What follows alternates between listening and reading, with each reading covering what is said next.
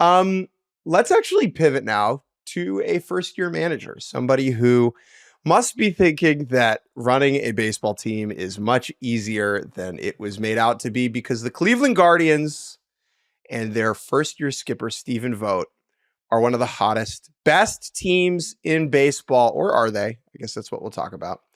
Cleveland right now on the morning of May 29th sits at 37-18. The only team with a better record in the sport is the Philadelphia Phillies. That is it. They have a better record. The Cleveland Guardians right now have a better record than the New York Yankees, who it feels like they don't ever lose. What has made the Guardians so competitive so far this year, Bailey? And more important, what have you enjoyed about Cleveland to this point in the season?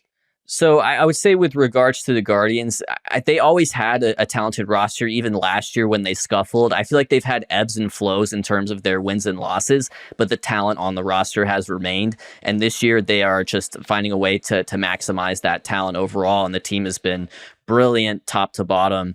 I do want to shout out David Fry. David Fry, among all hitters, minimum 100 plate appearances. So he's not a qualified batsman, but he leads the league in OPS. His OPS is, I believe, after last night he homered, so a little over 1,100, which is just... And look, as baseball people, as baseball prognosticators, I think when we predict how a season is going to go for a team, like, we're ready for a lot of variations. We're ready for a lot of players that could make a big impact on the season and who couldn't. David Fry was not on my radar as someone who is going to greatly impact the wins and losses of the Cleveland Guardians. And yet here we are. He's been, on a rate basis, the best hitter in baseball. Yeah, what's fun with the Stephen Vogt thing for me is if you just go around the league right now and you even ask fans like, oh, what current player is going to be a good future manager? The default answer is going to be whoever is like a likable journeyman catcher, and that's exactly what Stephen Vogt was. And it's fun to see him just hop straight into the managerial ranks and do very well. As you said earlier, he must think it is really, really easy. I want to give a shout out though. Like, you're right. For so long, that was the path, right? Oh, you're a journeyman catcher. Well, you must be a manager.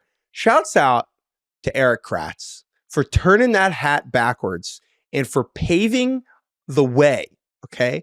For foul territory, that's a trailblazing decision, right? Going where no backup catcher has gone before. You don't need to manage, okay? You don't even need to be a bullpen catcher or a bench coach. Media is there for you. So Garrett Stubbs, okay? Garrett Stubbs, you don't have to manage. Come to us. Come to the dark side. Talking to a microphone for a living instead. Do it. You don't want that smoke. You don't want to be Pep Guardiola.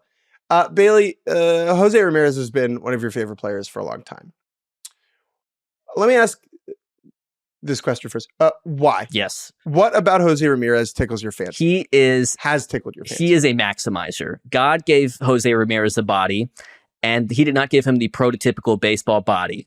But within that body, Jose Ramirez has become the best baseball player he could ever possibly be within that body year after year after year. I find it so admirable the way he has maximized it. He does not have the greatest raw pop. What does he do? He just pulls fly balls at a prodigious rate. So he's still going to hit 30 homers this season. He does not look like he's fast, but he runs fast. He'll steal bases. He plays really underrated defense at third base. But fundamentally, the reason I like Jose Ramirez is because he was given a body and he is the best baseball player he can possibly be in that body. And I don't think that's true for the vast majority of baseball players. They're great athletes, but they could always be a little bit better. But it is true for you and I, and I think that's why he's very relatable.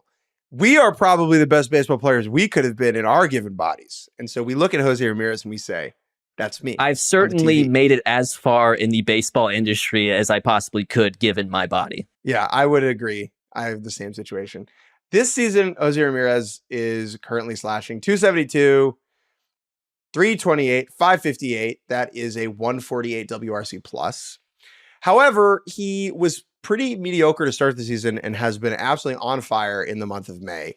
I believe he has more home runs than strikeouts over like the last 3 weeks, 2 to 3 weeks. But the crazy thing, when you look at his numbers, he's running a 244 BABIP.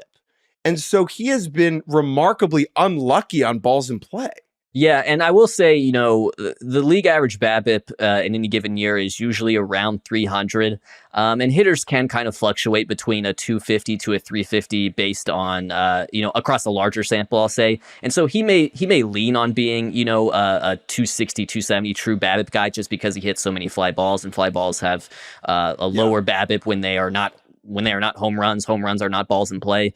But yeah, I mean, a 244 BABIP, that kind of tells you where he's at right now. The split for me that is cracking me up is the difference between the runners on base and the runners not on base, which is especially relevant because he leads the league in runs batted in by a long shot right now. But I will say Jose Ramirez, with the bases empty this year, which thankfully hasn't even been all that often because Cleveland's lineup's been so good.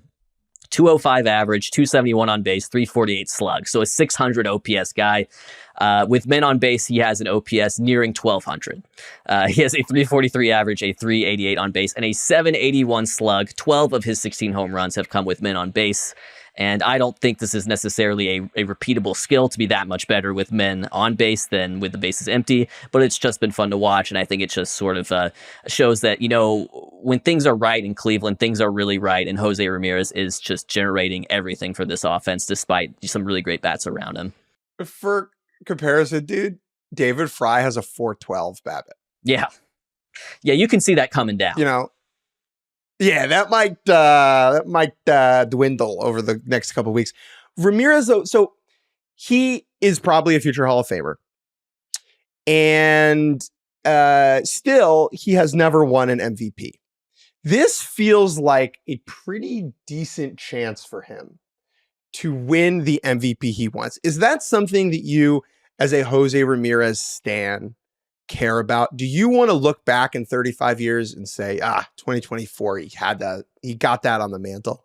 I do care. I think it's just a nice way to round out a baseball reference page. And I for Jose Ramirez in particular, and granted, this was a completely different beast of a season, I felt very strongly that Jose Ramirez should have won MVP in 2020. It was a shortened season, but I think if you compared what he did to Jose Abreu, he was as good offensively while contributing more in terms of the base running and defensive side of the game. And so in that sense, it would be a nice little bit of retribution for him to get that MVP in a full season that people ultimately remember more than whatever awards were given out in 2020. And he's got 56 RBI right now in 54 games. And if there's one thing I know about MVP voting, it's that RBI. That is the way you secure. He's well on the way. If it was, I was going to say he's well on the way to winning like the 1999 MVP at this rate. That's the thing, dude. Yeah, like it's so funny that a guy who, I would say that Jose Ramirez's numbers would jump out in any era, but I think he probably his appreciation has been helped by our understanding of advanced metrics. The idea that he could just have an unbelievable RBI season is so funny. He only has 3 seasons over 100 RBI, which is typically the mark of a great player. Last year, he had only 80 RBI, which feels remarkably low for a guy who hit 24 homers and had a 130 OPS plus. Yeah, I mean, he has 56 right now. He's like 2/3 of the way to his total. Like, that's crazy. Jose Ramirez, please win the MVP.